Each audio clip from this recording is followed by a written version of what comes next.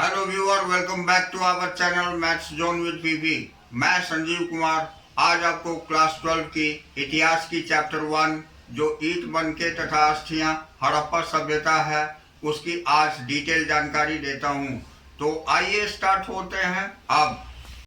तो आइए आज मैं क्लास 12 की इतिहास की चैप्टर 1 जो हमारी ईंटें, मनके और अस्थियां हैं इसकी डिटेल जानकारी देता हूँ। ये हड़प्पा सभ्यता की शुरुआत कैसे हुई, हड़प्पा सभ्यता के बारे में हमें कैसे जानकारी प्राप्त हुई, इसकी डिटेल से जानकारी देता हूँ। तो जैसा कि हम देख रहे हैं ये हमारी एक हड़प्पाई मुहर है। इसकी चित्र हमें ये बताती है कि ये मुहर बहुत ही पहले, ये संभवतः हड़प्पा और सिंधु घाटी सभ्यता की सबसे विशिष्ट पुरा वस्तु है। ये सैलखड़ी नामक पत्थर से बनाई गई। इन मुहरों पर सामान्य रूप से जानवरों की चित्र तथा ऐसी लिपि के चिन्ह उत्कीर्णित हैं जिनमें अभी तक पढ़ा नहीं जा सका है ये क्या लिखा हुआ है। फिर भी हमें इस क्षेत्र में उस समय बसे लोगों के जीवन के विषय में और उनके पीछे छोड़ी गई पुरा वस्तुओं जैसे आवास, मृदभांडों, आभूषण, औजारों तथा मुहरों यानी दूसरे शब्दों में पुरातात्विक साक्ष्यों के माध्यम से बहुत जानकारी मिलती है। अब हम देखेंगे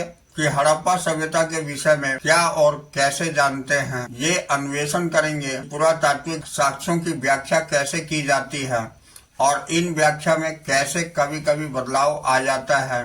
निश्चित रूप से इस सभ्यता के कई पहलू आज भी हमारी जानकारी से परे हैं और हो सकता है हमेशा ही रहे। अब हम यहाँ देख लेते हैं शर्तें, स्थान और समय। तो चित्र 2 में भी बहुत सारे मनके, बाट और फलक की दिखाई गई है जो कि हड़प्पा सभ्यता संस्कृति के पुरातात्विक साक्ष्य हैं। तो आइए इसकी डिटेल जानकारी लेते हैं। तो हड़प्पा सभ्यता जो सिंधु घाटी सभ्यता के नाम से भी जाना जाता है, हड़प्पा शब्द उस स्थान में लिया गया है जहां सभ्यता की पहचान की गई थी।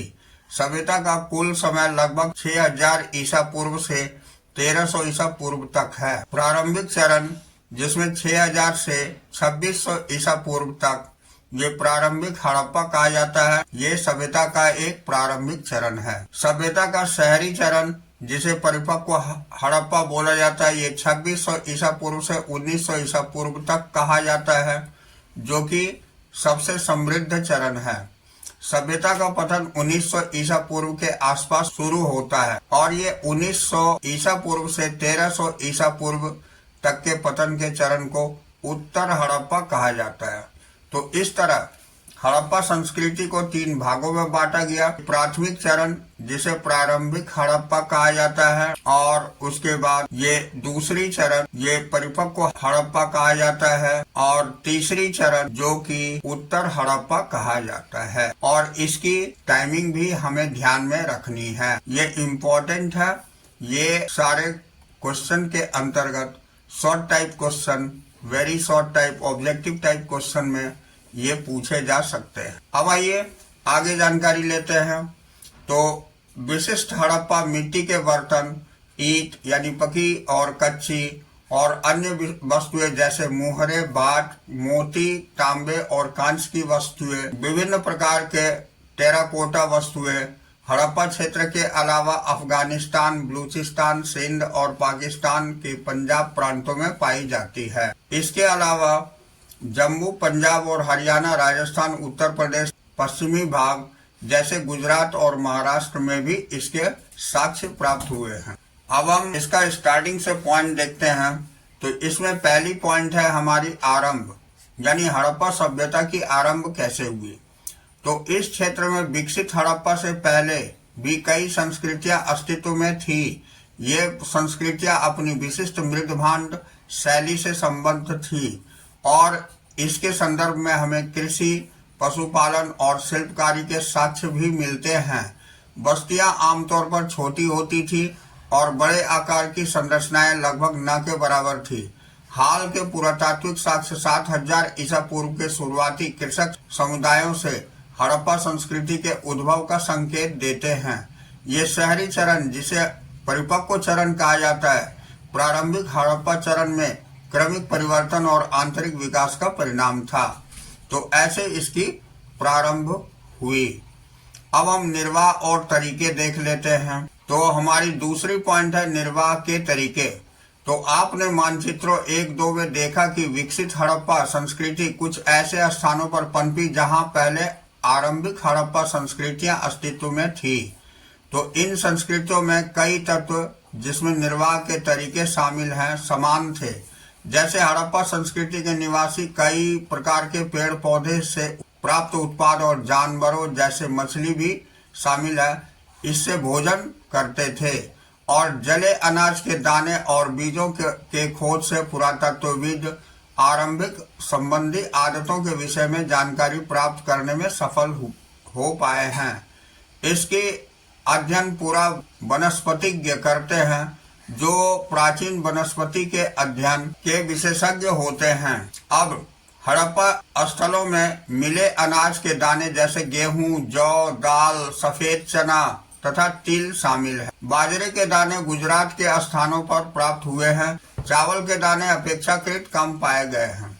अब हड़प्पा स्थानों में मिली जानवरों की हड्डियों में मवेशियों जैसे भेड़, बकरी, भैंस और सूअर की हड्डियां शामिल है। पूरा प्राणी विज्ञानियों ने जब जीव पुरातत्वविदों द्वारा किए गए अध्ययनों से संकेत मिलता है कि ये जानवर पालतू थे और जंगली प्रजाति जैसे बराह, जिसे हम सूअर बोलते हैं, हिरन तथा घड़ियाल की हड्डियां भी मिली है। हम यह नहीं जान पाए हैं कि हड़प्पा निवासी स्वयं इन जानवरों का शिकार करते थे अथवा अन्य आखेटक समुदायों से इनका मांस प्राप्त करते थे। मछली और पक्षियों की हड्डियां भी मिली है। तो ये सारी आरंभिक हड़प्पा संस्कृति की हम मानचित्र में देख लेते हैं, जो कि हमारी यहाँ दिखाई गई है। ये सिंध नदी है, यहाँ पर सिंध है, ये सिंधु नदी के किनारे बसी हुई हड़प्पा संस्कृति है। दम्ब सादात है, ये कोट डीजी, ये सारे स्थान है जहाँ हड़प्पा संस्कृति की साक्ष्य प्राप्त हुई है। और ये सिसवल है। अब हम देखते हैं ये कृषि प्रौद्योगिकी। तो कृषि प्रौद्योगिकी की विकास कैसे हुई और इसके बारे में क्या साक्ष्य प्राप्त हुए हैं, इसकी जानकारी लेते हैं। तो हालांकि अनाज के दानों से कृषि के संकेत मिलते हैं, पर वास्तविक कृषि विधियों के विषय में स्पष्ट जानकारी मिलना कठिन है। क्या जुते हुए खेतों में बीजों का छिड़काव किया जाता था? मुहरों पर किए गए रेखांकन तथा मृद मूर्तियां यह अंकित करती है कि वृषभ की विषय में जानकारी थी और इस आधार पर पुरातत्वविद ये मानते हैं खेत जोतने के लिए बैलों का प्रयोग होता था। साथ ही चोलिस्तान के कई स्थानों पर ये बनावली, जो अभी हरियाणा में से मिट्टी से बने हल के प्रतिरूप मिले। इसके अतिरिक्त पुरातत्वविदों को कालीबंगन, जो कि अभी राजस्थान में है, नामक स्थान पर जुते हुए खेत का साक्ष्य मिला है, जो आरंभिक हड़प्पा स्तरों के संबंध है। इस खेत में हल रेखाओं के दो समूह एक दूसरे को समकोण पर काटते हुए विद्यमान थे, जो ये दर्शाते थे कि एक साथ दो अलग अलग फसलें उगाई जाती थी। अब हम आगे देखते हैं। पुरातत्वविदों ने फसलों की कटाई के लिए प्रयुक्त औजार को पहचानने का प्रयास किया है। क्या हड़प्पा संस्कृति के लोग लकड़ी के हत्थों में बिछाए गए पत्थर के फलकों का प्रयोग करते थे या फिर वे धातु के औजार का प्रयोग करते थे? तो इसकी जानकारी हम आगे लेते हैं। तो अधिकांश हड़प्पा स्थल अर्ध शुष्क क्षेत्रों में स्थित है, जहां संभवतः कृषि के लिए सिंचाई की आवश्यकता पड़ती होगी। अफगानिस्तान में सोतघेई नामक हड़प्पा स्थल में नहरों के कुछ अवशेष मिले हैं, परंतु पंजाब और सिंध में नहीं। ऐसा संभव है कि प्राचीन नहरें बहुत पहले ही गाद से भर गई थी। ऐसा भी हो सकता है कि कुओं से प्राप्त पानी का ये प्रयोग सिंचाई के लिए किया जाता हो। इसके अतिरिक्त धोलावीरा, जो गुजरात में है, में मिले जलाशयों का प्रयोग संभवतः कृषि के लिए जल संचयन हेतु किया जाता था। तो इस तरह सिंचाई के साधन के भी कुछ प्रमाण मिले हैं। ये धातु के बने औजार दिखते हैं, जो कि इसका भी स्रोत मिला हुआ है। इसका प्रयोग फसल कटाई में हुआ करता था। ये धातु के औजारों का साक्ष्य हमें ये प्रदर्शित करता है कि ये फसल की कटाई के काम आता था। अब हम देखते हैं तीसरी पॉइंट हमारी है हड़प्पा संस्कृति के योजनाबद्ध शहर, जो संभवतः हड़प्पा सभ्यता का सबसे अनूठा पहलू शहरी केंद्रों का विकास था। आइए ऐसे ही कुछ केंद्र जैसे मोहनजोदड़ो को सूक्ष्मता से देखते हैं। हालांकि मोहनजोदड़ो पहले प्रसिद्ध पुरा स्थल है। सबसे पहले खोजा गया स्थल हड़प्पा था। अब बस्ती दो भागों में विभाजित है। एक छोटा लेकिन ऊंचाई पर बनाया गया और दूसरा बड़ा लेकिन नीचे बनाया गया। यहाँ हम देखेंगे पुरातत्वविदों ने इन्हें क्रमशः दुर्ग और निचला शहर का नाम दिया है। दुर्ग की ऊंचाई का कारण यह था कि यहाँ की संरचना कच्ची ईंटों के चबूतरों की बनी थी। दुर्ग की दीवार से घेरा गया था, जिसका अर्थ है कि निचले शहर से अलग किया गया था। अब निचला शहर भी दीवार से घेरा गया था। इसके अतिरिक्त कई भवनों को ऊंचे चबूतरों पर बनाया गया था और नींव का कार्य करते थे। अनुमान लगाया गया है कि यदि एक श्रमिक प्रतिदिन 1 घनीय मीटर मिट्टी ढोता होगा तो मात्र आधारों के बनाने के लिए ही 40 लाख श्रम दिवसों अर्थात बहुत बड़े पैमाने पर श्रम की आवश्यकता पड़ी होगी। अब कुछ और हम देखेंगे। एक बार चबूतरे के यथास्थान बनने के बाद शहर का सारा भवन निर्माण कार्य चबूतरे का एक निश्चित क्षेत्र तक सीमित था। इसलिए ऐसा प्रतीत होता है कि पहले बस्तियों का नियोजन किया गया था और उसके बाद कार्यान्वयन। तो नियोजन के अन्य लक्षणों में ईंटें शामिल है, जो भले ही धूप में सुखाकर और भट्ठी से पकाकर बनाई गई हो, एक निश्चित अनुपात की होती थी, जहां लंबाई और चौड़ाई और ऊंचाई की क्रमशः 4 गुनी और 2 गुनी होती थी। इस प्रकार की ईंटें सभी हड़प्पा बस्तियों में प्रयोग में लाई गई थी। अब हम देखते हैं कि हड़प्पा के समय में नालों का निर्माण कैसे हुआ था। यहाँ देखते हैं नालों का निर्माण। तो हड़प्पा शहरों की सबसे अनूठी विशिष्टताओं में से एक ध्यान पूर्वक नियोजित जल निकास प्रणाली थी। यदि आप निचले शहर के नक्शे को देखें तो आप ये जान पाएंगे कि सड़कों तथा नलियों को लगभग एक ग्रिड पद्धति से बनाया गया था और यह एक दूसरे को समकोण पर काटती थी। ऐसा प्रतीत होता है कि प्रत्येक नालियों के साथ गलियों को बनाया गया था और फिर उसके अलग अलग आवासों का निर्माण किया गया था। यदि घरों के गंदे पानी को गलियों की नालियों से जोड़ना था तो प्रत्येक घर की कम से कम एक दीवार का गली से सटा होना आवश्यक था। अब हम थोड़ी सी दुर्ग की जानकारी ले लेते हैं। तो हालांकि अधिकांश हड़प्पा बस्तियों में एक छोटा ऊंचा पश्चिमी और एक बड़ा लेकिन निचला भाग पूर्वी भाग है। इस प्रकार नियोजन की विविधताएं भी है। जैसे धोलावीरा तथा लोथल जो गुजरात में है, जैसे स्थलों पर पूरी बस्तियां किलेबंद थी, यानी दीवारों से घिरी हुई थी, तथा शहर के कई हिस्सों में दीवारों से घेर कर अलग किए गए थे। ये लोथल में दुर्ग दीवार से घिरा तो नहीं था, पर कुछ ऊंचाई पर बनाया गया था। अब हम इसी के अंतर्गत आ जाते हैं गृह स्थाप्य, यानी घर की संरचना कैसे थी, किस प्रकार का घर बना होता था। तो आइए अब हम देखते हैं। मोहनजोदड़ो का निचला शहर आवासीय भवनों के उदाहरण प्रस्तुत करता है। इनमें से एक आंगन पर केंद्रित थे, जिसके चारों ओर कमरे बने थे। संभवतः आंगन खाना पकाने और कटाई करने जैसी गतिविधियों का केंद्र था।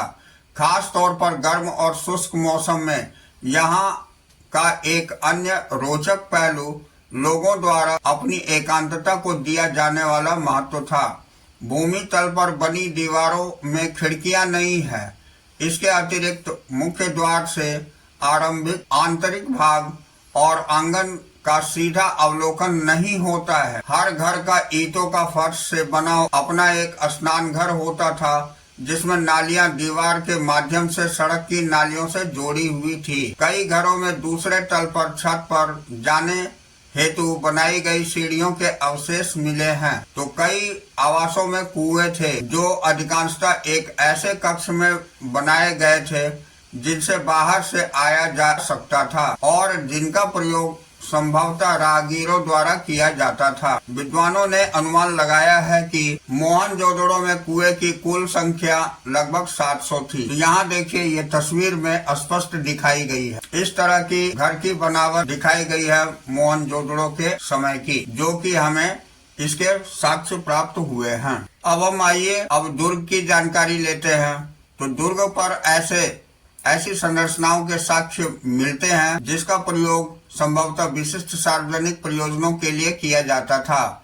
इसमें एक माल गोदाम एक ऐसी विशाल संरचना है जिसके ईंटों से बने केवल निचले हिस्से शेष हैं, जबकि ऊपरी हिस्सों को संभवतः लकड़ी से बनाए थे, बहुत पहले ही नष्ट हो चुके थे, और विशाल स्नानागार सम्मिलित है, जो कि यहाँ आप चित्र में देख सकते हैं। ये दुर्ग की साक्ष्य मिले हैं। अब विशाल स्नानागार आंगन में बना एक आयताकार जलाशय है जो चारों ओर से एक गलियारे में से घिरा हुआ है। जलाशय के तल तक जाने के लिए उसके उत्तरी और दक्षिणी भाग में 2 सीढ़ियां बनी थी। जलाशय के किनारों पर ईंटों को जमाकर तथा जिप्सम के गारे के प्रयोग से उसे जलबद्ध किया गया था। इसके तीनों ओर कक्ष बनाए हुए थे, जिसमें एक में एक बड़ा कुआं था और जलाशय से पानी एक बड़े नाले से बह जाता था। इसके उत्तर में एक गली के दूसरी ओर एक अपेक्षाकृत छोटी संरचना थी जिसमें 8 स्नान घर बनाए गए थे।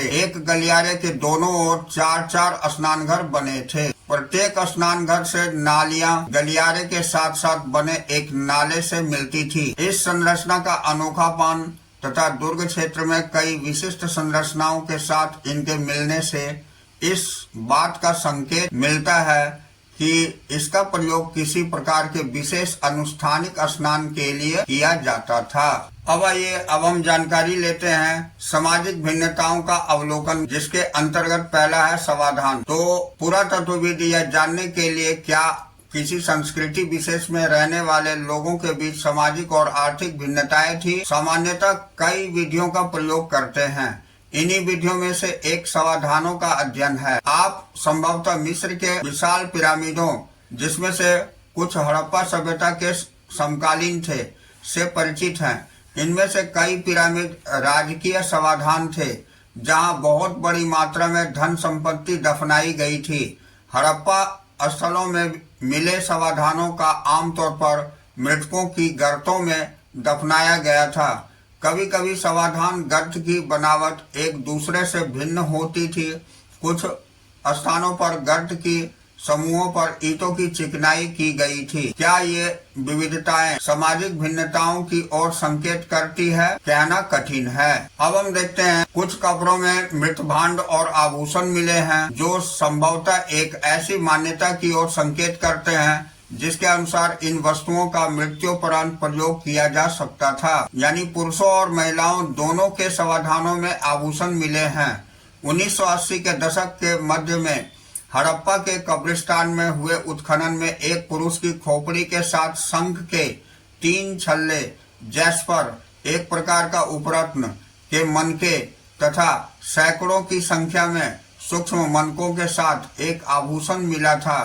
कहीं कहीं पर मृतकों की तांबों के दर्पणों के साथ दफनाया गया था, परंतु कुल मिलाकर ऐसा लगता है कि हड़प्पा सभ्यता के निवासियों की मृतकों के साथ बहुमूल्य वस्तुएं दफनाने में विश्वास नहीं थी। अब यहाँ हम दिखाते हैं जो तांबे के दर्पण दिखाए गए थे, इसके साथ दफनाया जाता था। वो तांबे का दर्पण का चित्र ये है, इसके साथ दफनाया जाता था। अब हम आते हैं अगली पॉइंट, विलासिता की वस्तुओं की खोज है। तो सामाजिक भिन्नताओं को पहचानने की एक अन्य विधि है ऐसी पुरा वस्तुओं का अध्ययन, जिसमें पुरातत्वविद मोटे तौर पर उपयोगी तथा विलास की वस्तुओं में वर्गीकृत करते हैं।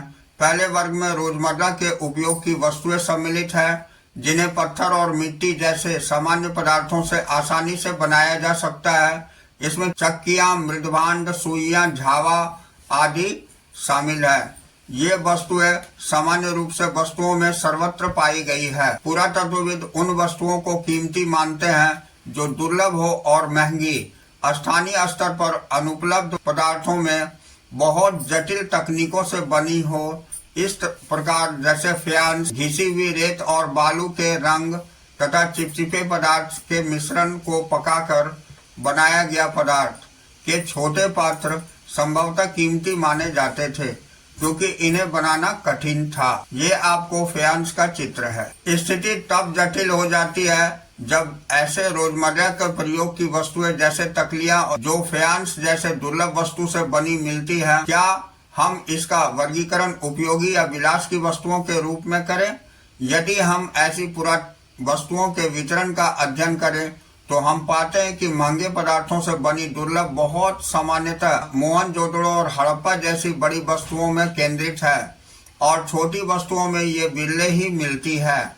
उदाहरण के लिए फ्यांस के बने लघु पात्र जो संभवतः सुगंधित द्रव्यों के पात्रों के रूप में प्रयुक्त होते थे, अधिकांशतः मोहनजोदड़ो और हड़प्पा में मिले हैं, और कालीबंगन जैसी छोटी वस्तुओं में बिल्कुल नहीं। सोना भी दुर्लभ और संभवतः आज की तरह कीमती था। हड़प्पा स्थलों में मिले सभी स्वर्णाभूषण संचयों से प्राप्त हुए थे। तो आज की क्लास मैं यहीं ओवर करता हूँ। अगले दिन फिर हम अगली टॉपिक से मिलेंगे। तो that's all for today. We will meet again on the next class.